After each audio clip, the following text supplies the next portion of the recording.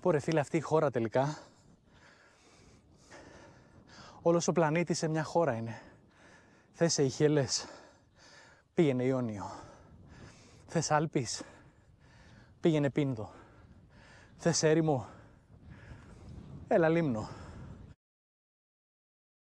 Καλημέρα από την παραλία του Θάνου στη Λίμνο. Είμαστε έτοιμοι να ξεκινήσουμε μια σοσιαλιστική επανάσταση μαζί με Βούλγαρους και Ρουμάνους τουρίστες, αλλά θα πάμε να κάνουμε ένα μπανάκι πρώτα.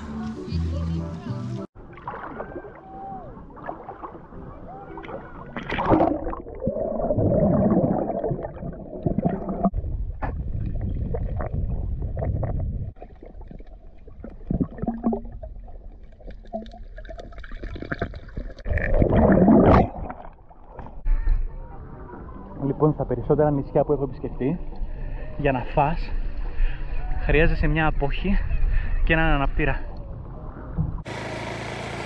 Αφού έκανα και το μπανάκι μου και σιγά σιγά πέφτει ο ήλιος, λέω να πάω να ανέβω στο κάστρο της Μύρινας. Έφτασα στη Μύρινα, είμαι στο Ρωμαϊκό γυαλό και περπατάω για να δω από πού θα ανέβω στο κάστρο.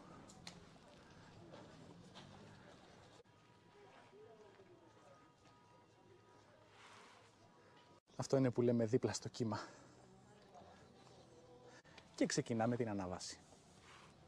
Η μορφή του κάστρου που θα δούμε οφείλεται στους Γενουάτες, οι οποίοι κάνανε τις τελευταίες μετατροπές πάνω στο ήδη υπάρχον κάστρο των Βυζαντινών, και οι Βυζαντινοί με τη σειρά τους έχτισαν πάνω στα ερείπια της Ακρόπολης που υπήρχε εδώ από το 1300 π.Χ.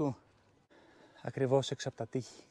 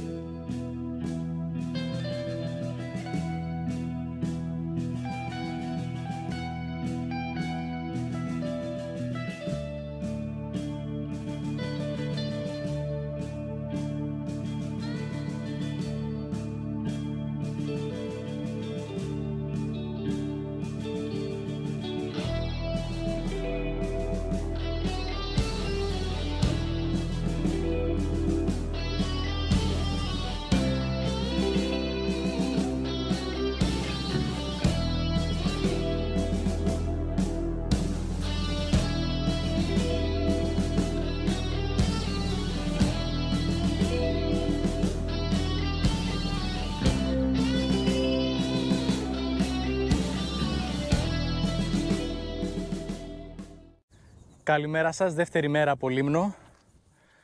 Όπως βλέπετε το τοπίο, είναι Far West εδώ πέρα η κατάσταση. Έχει χωματόδρομο, έχει αρκετό χωματόδρομο για να πας σε διάφορα μέρη. Τώρα πηγαίνω σε μια παραλία που λέγεται Ζεματάς. Νομίζω ότι η Λίμνο θα τη ευχαριστιόμουν με ένα Adventure 390. Όχι κάτι παραπάνω, δεν χρειάζεται.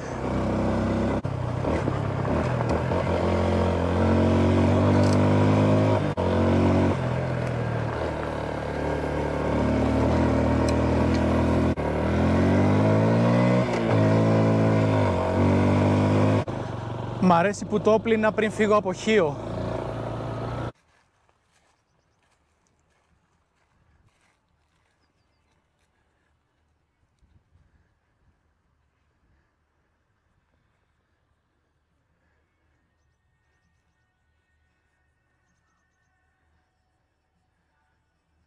Δεξιά ή αριστερά? Άντε πάλι δεξιά και αριστερά για την παραλία. Εδώ δείτε. Πέφκω μες στην άμμο. Έχει μια τροπική νότα. Εμένα μου αρέσει προσωπικά. Αυτή είναι η παραλία Κέρος, όπου από ό,τι μου είπαν κάνουν kite surf εδώ πέρα. Είναι σχετικά παιδινή η Λίμνος. δεν έχει τα βουνά που είχε η Χίος. Και αυτό που μου κάνει εντύπωση είναι πόση ανεκμετάλλευτη γη έχει. Δηλαδή έχω δει πολύ μεγάλες εκτάσεις που έχουν μέσα ξερά χόρτα. Δεν έχουν καλλιεργήσει τίποτα. Γιατί άραγε? Τώρα πάω στην Πολιόχνη, αν και μου είπαν ότι είναι κλειστά γιατί γίνονται κάποιες εργασίες. Δεν την ήξερα, δεν το είχα ακούσει καν σαν όνομα. Είναι τουλάχιστον με τα μέχρι τώρα δεδομένα η παλαιότερη πόλη όλης της Ευρώπης. Υπάρχουν ευρήματα δηλαδή, τα οποία χρονολογούνται από το 4.000 π.Χ.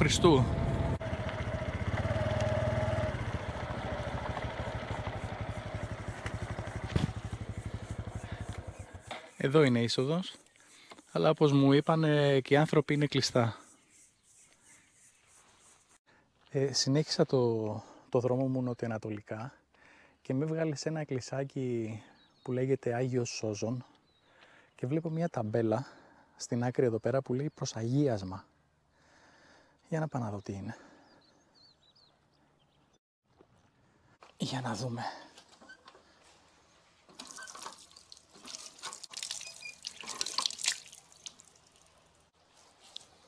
Είναι γλυκό το νερό, παρόλο που είναι ακριβώς πάνω στη θάλασσα.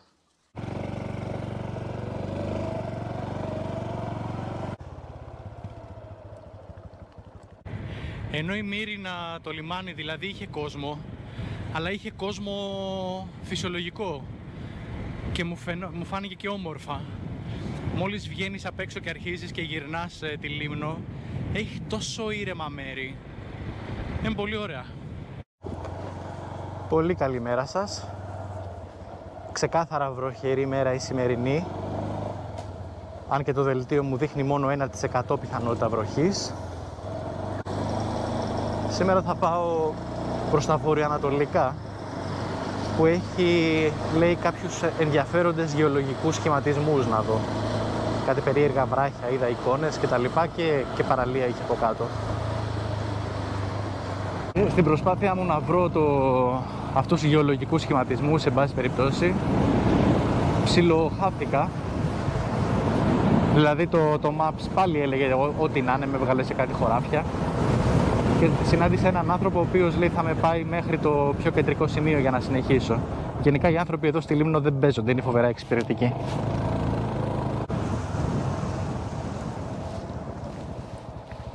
Το τελευταίο χωριό που θα συναντήσεις είναι Μπρομπούλη. Άμα θες, έλα σου κάνω ένα χαρτάκι μέσα να... Εντάξει, μου έχει βγάλει τώρα, πιστεύω να με βγάλει σωστά. Ευχαριστώ πολύ. Ευχαριστώ, καλημέρα. Λοιπόν, καλά πάμε. Γιατί είδα πινακίδες προς σηματογενή πετρώματα. Παιδιά, μην δίνετε σημασία στο marketing. Ένα λαστιχάκι 2,50x17 σε γυρνάει σε όλη την Ελλάδα. Πόσο γουστάρω όποτε περνάω από νησιά και έχουν παρθένα κομμάτια και είσαι μόνο εσύ και η φύση, χωρίς αυτές τις ορδές των τουριστών με τα ενοικιασμένα αυτοκίνητα. Βέβαια φαντάζομαι ότι και σε κάποια χρόνια νομοτελειακά και εδώ πέρα θα καταφτάσουμε, γιατί η ομορφιά αυτής της χώρας είναι πολύ μεγάλη για να μείνει κρυφή για πάντα. Η σηματογενή πετρώματα λέει δεξιά, οπότε ας αφήσουμε την πάπια και πάμε με τα πόδια.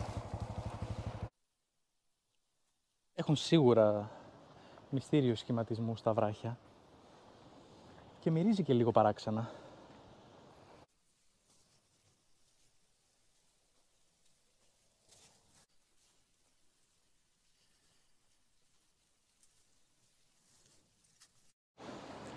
Αυτά από ό,τι διάβασα είναι, λέει, ζυματογενείς σχηματισμοί, ψαμίτες που έχουν φτιαχτεί κάποια εκατομμύρια χρόνια πίσω.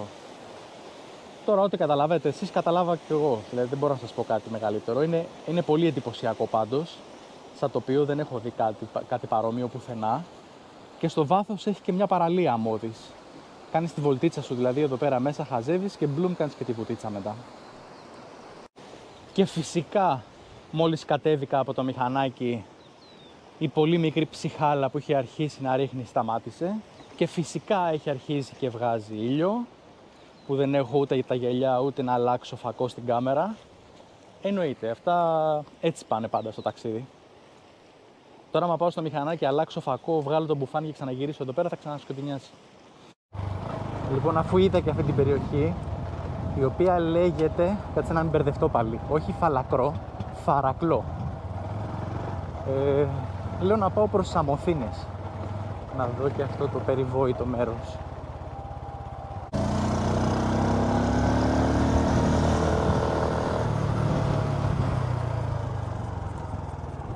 Προς Πάπια, σημαδιακό μου φαίνεται αυτό.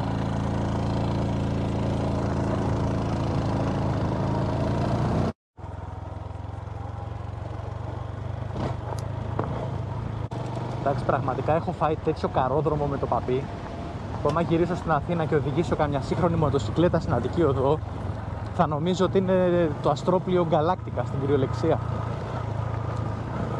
Αλλά αυτά θα θυμάμαι όμως. Αυτά θα θυμάσαι ρε φίλε. Αυτά θα θυμάσαι μετά. Μην γκρινιάζεις. Αυτά θα θυμάσαι.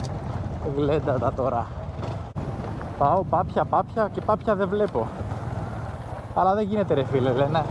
Να γυρνάς όλη την Ελλάδα και να βλέπεις ταμπέλα Πάπια και να μην πας. Δεν γίνεται. Θα πάω να δω τι είναι. Μάλιστα και αυτή είναι η παραλία. Λοιπόν, αυτή είναι η παραλία που είναι προς τα δεξιά, που δεν με ψήνει τώρα να γδυθώ και να βουτήξω. Πάω να δω και την άλλη στα αριστερά και συνεχίζω. Για το αριστερό κομμάτι έχει πάρα πολύ άμμο, πάρα πολύ παχιά άμμο, δεν μπορώ να συνεχίσω, δεν θέλω να το ρισκάρω. Οπότε γυρνάμε πίσω, την είδαμε και την Πάπια, δεν έλεγε τίποτα. Ξαναγυρνάμε πίσω για να πάμε Αμοθήνες. Εντάξει, γενικά στη Λίμνο έχει άπειρες παραλίες. Από πού ήρθα τώρα? Και μπερδεύτηκα για το από πού ήρθα. Οπότε πήγα σαν Ινδιάνος και είδα αν έχει ροδιές από το παπί και δεν είχε, οπότε εντάξει, από εδώ έρχομαι. Αυτό που ήθελα να πω για τη Λίμνο είναι ότι έχει άπειρες παραλίες. Δηλαδή ακολουθάς διάφορα μονοπατάκια και σε βγάζουν σε παραλία. Και θυμήθηκα αυτό που μου είπε ο άνθρωπος, ότι πρέπει να έχει και πάνω από 200 παραλίες. Αλλά τουλάχιστον όσες έχω δει εγώ μέχρι τώρα, όχι ότι είναι άσχημες, αλλά έχουν όλες το ίδιο στυλ. Δηλαδή άμμος και ριχά νερά. Εντάξει, ωραία είναι, δεν μπορώ να πω ότι με τρελαίνει. Αλλά για μια οικογένεια με παιδιά το να έρθει στη Λίμνο, να πάλι το σημείο με το νεράκι, αλλά δεν πειράζει, το περάσαμε, θα το ξαναπεράσουμε. Από εδώ, πάμε, φύγαμε. Λοιπόν, για οικογένεια με παιδιά να έρθει στη Λίμνο νομίζω ότι είναι ιδανικά. Γιατί και οι τιμές είναι πολύ καλές και ήσυχα είναι και οι παραλίες είναι πραγματικά ιδανικές για παιδιά. Εν τω μεταξύ σταμάτησα τώρα κάτω από το μοναδικό δέντρο που βρήκα στη διαδρομή, αυτή την αγριοσικιά, και βγάλα να φάω ένα φρούτο και σκέφτομαι ότι αυτή σχεδόν είναι η καθημερινότητά μου εδώ και ένα μήνα. Δηλαδή να είμαι συνέχεια στο δρόμο, να ψάχνω να βρω στη διαδρομή ένα δέντρο, να κάτσω από κάτω, να φάω ένα φρούτο, να συνεχίσω την πορεία μου. Πράγματα που τις πρώτες 2 μέρες ήταν κάτι το ξεχωριστό, έτσι, στη ζωή μου, στη ζωή που έχουμε συνηθίσει όλοι μες στην πόλη. Αλλά το θέμα είναι ότι αυτή η ζωή είναι πιο κοντά στην ανθρώπινη φύση. Έχουμε απομακρυνθεί πολύ από το πώς πρέπει να ζει ο άνθρωπος. Και το έχουμε κάνει αυτό από το φόβο μας. Δηλαδή προσπαθούμε να νικήσουμε το κίνδυνο από το συνάνθρωπο, από την αρρώστια, και φοβόμαστε και έχουμε φτιάξει ζωές οι οποίες δεν έχουν καμία σχέση με το πώς πρέπει να ζει ο άνθρωπος, να είναι έξω, να κινείται στη φύση κτλ.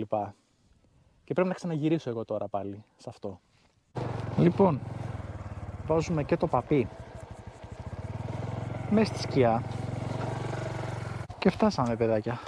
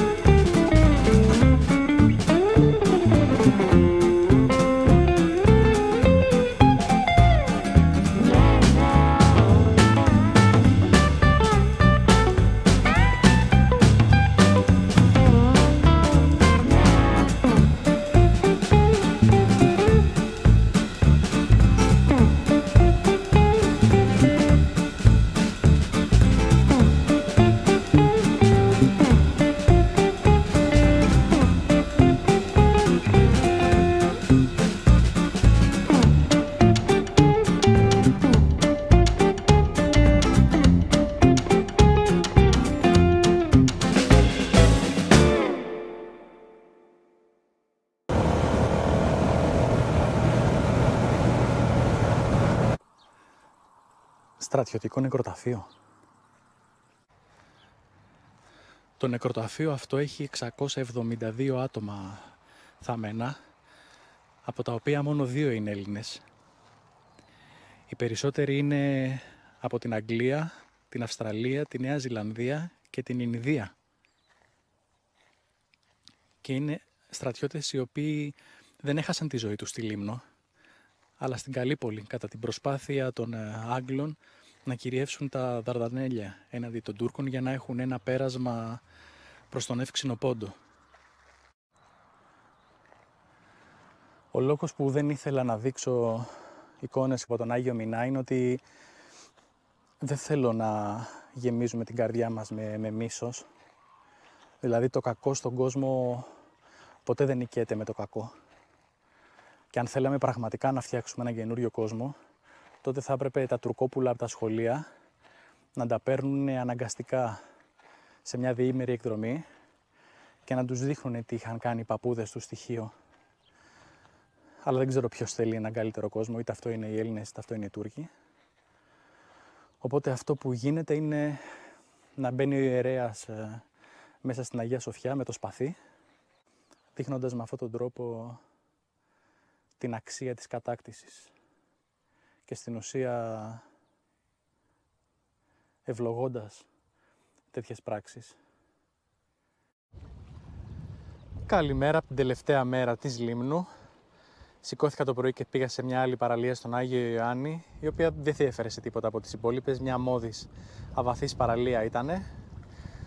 Και τώρα έχω έρθει στη Νέα Κούταλη, που είναι ένα ωραίο ψαροχώρι.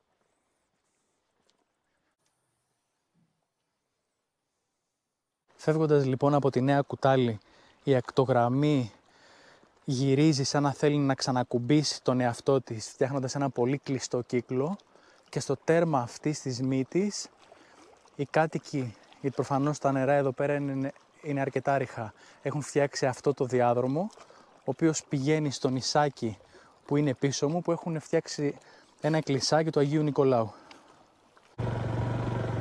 Εννοείται ότι δεν έχω ιδέα που πάω. Δεν έχει να πας κάπου αλλού, εδώ κάπου τελειώνει το έργο. Εκτός αν δοκιμάσω να ανέβω πάνω στην πλαγιά. Βλέπω κάτι σαν πυραμίδα.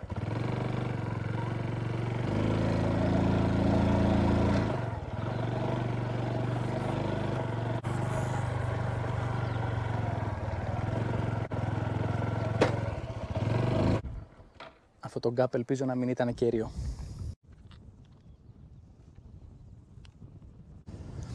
Η Νέα Κούταλη είναι εκεί πέρα απέναντι και αυτή η γλώσσα της γης είναι αυτό που προσπαθούσα να σας περιγράψω πιο πριν. Ο διάδρομος που περάσαμε και το νησάκι με τον Άγιο Νικόλαο. Πού έχουμε έρθει πάλι ρε Super Cab? Σκέφτηκα προς στιγμή να το κόψω από την κορυφογραμμή όλο ευθεία, αλλά εντάξει, να μην το ξεφτιλίζουμε τελείως.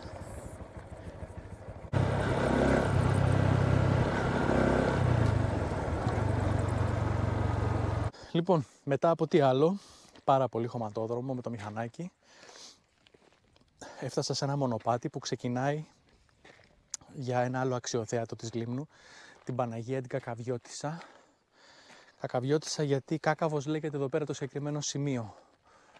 Είναι μια περιοχή με διάσπαρτους βράχους, όπου φιλοξενούσε αρκετούς μοναχούς. Και η διαδρομή, αν και κουραστική, είναι πολύ ωραία.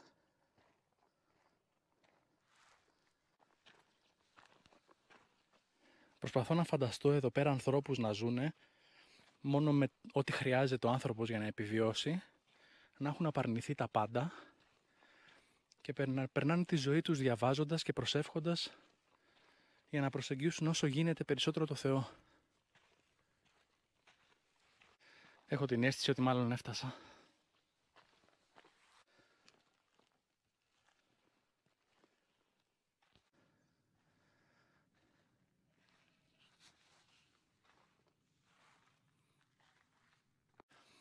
Αυτό που το κάνει για μένα τόσο όμορφο το συγκεκριμένο εκκλησάκι είναι ότι αν πραγματικά οι εκκλησίες ήταν η οίκη του Θεού, κάπως έτσι φαντάζομαι ότι θα ήταν ο οίκος του Θεού.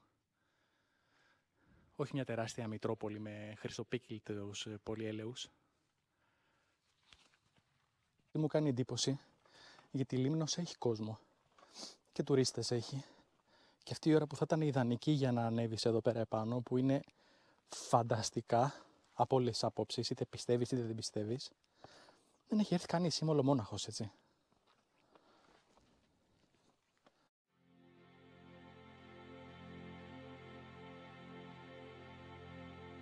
Έτσι λοιπόν τελειώνει το ταξίδι στη Λίμνο, με αυτό το φανταστικό μέρος, το οποίο τυχαία ήρθε, δεν το διάλεξα για τελευταίο σημείο.